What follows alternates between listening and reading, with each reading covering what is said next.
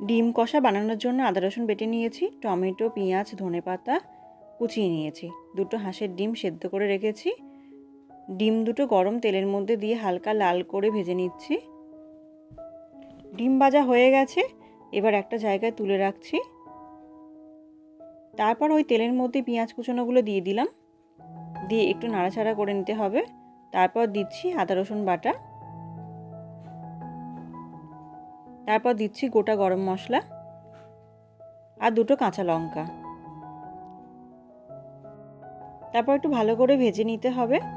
পেঁয়াজ ভাজা হয়ে গেছে, তার মধ্যে দিচ্ছি হলুদ গুঁড়ো, অল্প কাশ্মীরি লঙ্কার গুঁড়ো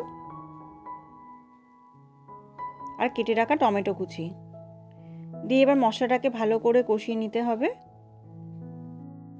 মশলাটা কষানো হয়ে গেছে, এবার পরিমাণ মতো জল দিলাম, দিয়ে দিচ্ছি স্বাদ মতো নুন, অল্প চিনি দেওয়ার পরে এবার চাপা দিয়ে রেখে দিলাম।